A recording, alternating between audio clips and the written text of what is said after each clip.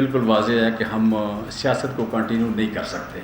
تو سیاست کو کنٹینیو جب نہیں کر سکتے تو ڈیفینیٹلی پارٹی کے ساتھ اپنی افیلیشن کو بھی ہم کنٹینیو نہیں کر سکتے. پاکستان تحریک انصاف کے مزید رہنما پارٹی چھوڑ گئے. پاکستان تحریک انصاف سے پارٹی رہنماؤں کی رخصتی کا سلسلہ جاری ہے. تازہ لہر میں پی ٹی آئی کے رہنما جمشید چیمہ اور ان کی اہلیہ مسرت چیمہ نے سیاست اور بنیادی رکنیت سے استعفے کا اعلان کیا.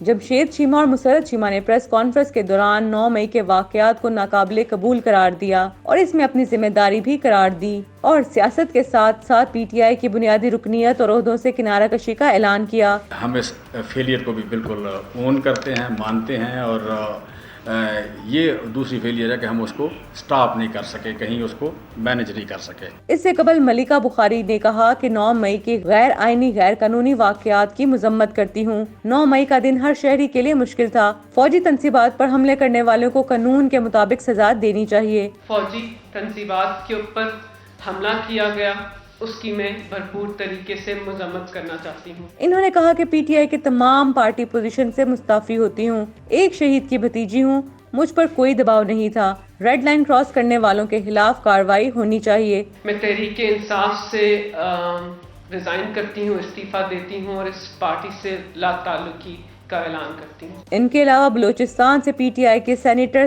عبد القادر نے بھی پاکستان تحریک انصاف چھوڑنے کا اعلان کر دیا. عبد القادر 2021 میں بلوچستان سے آزاد حیثیت سے سینیٹر منتخب ہوئے تھے، تاہم بعد میں انہوں نے پی ٹی آئی میں شمولیت اختیار کر لی تھی. سینئر صحافی جاوید چودھری کا دعویٰ ہے کہ آنے والے دنوں میں سندھ اور کے پی کے سے تعلق رکھنے والے پی ٹی آئی رہنما بھی پارٹی چھوڑنے کا اعلان کرنے والے ہیں. 2 روز پہلے صدر عارف الوی کی طرف سے بھی استعفے کی افواہیں گردش کرتی رہیں. تحریک انصاف کے رہنماؤں کی طرف سے اتنی تیزی سے پارٹی چھوڑنے پر مذاق بھی اڑایا جا رہا ہے. مختلف یوزرز کو یہ کہتے بھی دیکھا گیا ہے کہ کہیں عمران خان بھی تحریک انصاف چھوڑنے کا اعلان نہ کر دیں. 9 مئی کے بعد سے شروع ہونے والی گرفتاریوں کے بعد اب تحریک انصاف کے 47 رہنما پارٹی چھوڑ چکے ہیں. دوسری طرف پاکستان تحریک انصاف کے چیئرمین اور سابق وزیر اعظم عمران خان اور ان کی اہلیہ بشرا بی بی سمیت 80 سے زائد پی ٹی آئی رہنما بیرون ملک قرآن نہیں بھر سکیں گے. سب کے نام نو فلائی لسٹ میں شامل کر دیے گئے ہیں. جن پی ٹی آئی رہنماؤں کے نام نو فلائی لسٹ میں ڈالے گئے ہیں ان میں مراد سعید، ملکہ بخاری،